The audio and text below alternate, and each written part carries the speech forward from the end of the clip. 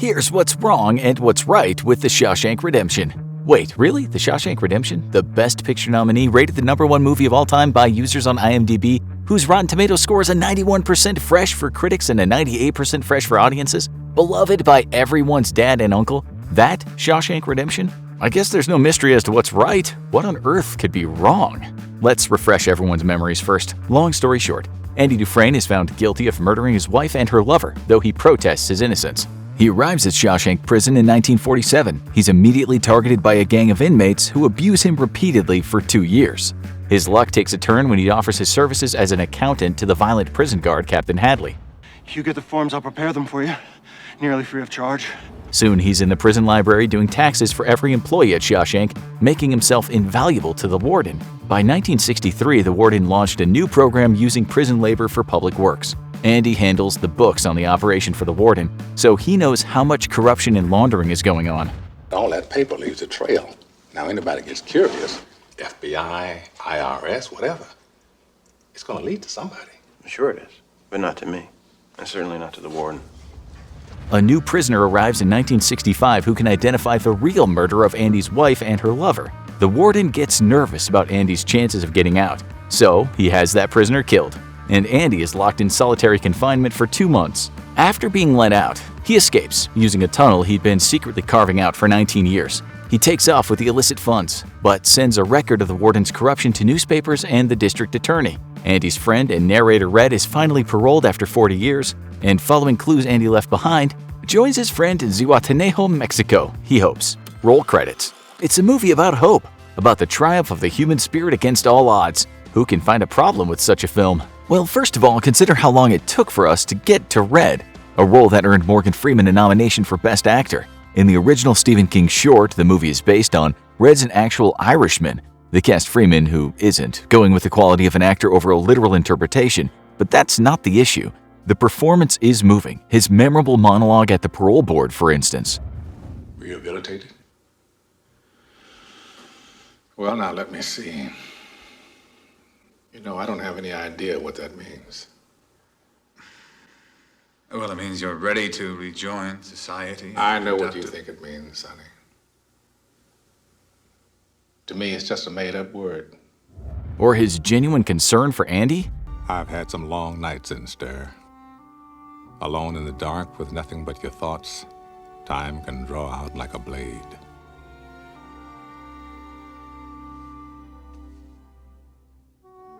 That was the longest night of my life. But who is Red outside of being the teller of Andy's tale? He's serving a life sentence for murder, we know that. He actually admits his crime. Only guilty man in Shawshank. And he's the guy who can get you things. A bottle of brandy to celebrate your kid's high school graduation. Damn near anything within reason. It's to Freeman's credit that he feels like a real human being with doubts and fears, but he is a little more than a vessel. He is John the Baptist to Andy's Christ, telling us of this innocent and, let's be frank, wealthy and well-educated man who went to the hole and was resurrected, whose followers continued to spread his legend after he was gone. Freeman earned the role on merit alone. Other directors wanted someone like Harrison Ford or Clint Eastwood. But the optics are problematic, especially since much of Freeman's career long after would be devoted to narrating and inspiring tales of white men worthy of his and your admiration. As Roger Ebert said in a review of 2007's The Bucket List, just once, couldn't a movie open with the voiceover telling us what a great guy the Morgan Freeman character is? Maybe that wouldn't work with a movie like this, where Red is the only guy who admits to the crime he's serving time for, or at least he admits to the general charge. The crime itself we know nothing of, not who it was or why he did it, whether it was rage or planned. We know it was bad enough to get a life sentence. We know that by the end of the movie, Andy has inspired him enough to look back on it with genuine regret. I look back on the way I was then. A young, stupid kid who committed that terrible crime. But if it wasn't for Freeman's effective characterization, Red would be little more than a cipher. Maybe that's nitpicking though, because it really is a great performance. He is the heart of the movie. The element that really sticks in our craw though is Boggs and his gang. Hard to get. I like that. Red calls them the Sisters, and for 2 years, they beat and abuse Andy. It's the only violence we see between the prisoners in the entire movie, And keep in mind, Andy is there for 19 years. The closest we come otherwise is when old Brooks, who's been there 50 years, holds a knife to Haywood's neck to get out of getting paroled. Now, perhaps because it is Andy's story told from Red's point of view, Boggs and his gang provide all the violence that's necessary to the story. It's just odd that in a period of 19 years we see no attempted escapes, no riots, no tensions. It's a building full of murderers serving life sentences, but apparently Boggs and the sisters were the only violent ones in the bunch. Even the threats of violence on the first night of the Fresh Fish are more about trying to get a reaction from new inmates than a real threat. In a movie filled with redemption for cold-blooded killers, the only violence in this prison comes from either the guards or this one gang. But other than those small problems, you really do have a perfect movie. Truly, it's a movie that understands camaraderie between men. Chess. And there's a game of kings. What? Civilized, strategic. And a total fucking mystery. I hate it. That appreciates sharing a cold beer with friends. We sat and drank with the sun on our shoulders and felt like free men. Hell, we could have been tarring the roof of one of our own houses. We were the lords of all creation. That understands the beauty of music.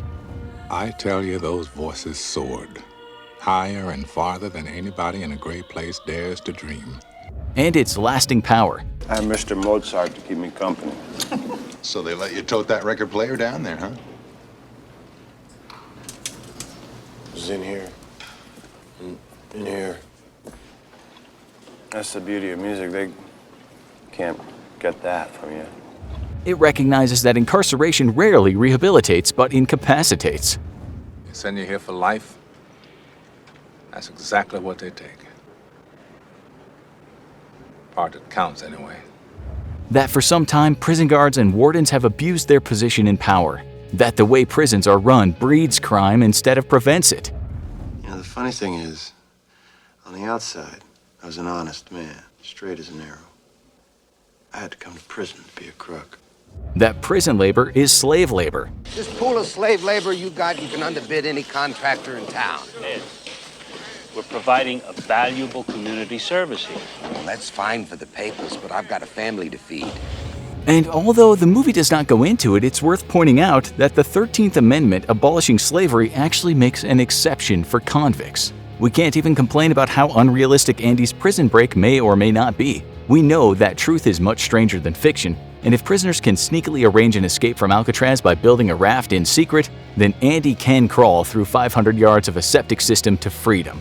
Besides, the prison is more of a metaphor for the things that keep us locked inside ourselves, sticking with the familiar yet suffocating, afraid to take chances or pursue something of genuine interest. Each of us has our own Zihuatanejo we want to escape to. The Shawshank Redemption says we can, we should, we have the strength. Oh great, now I'm crying again.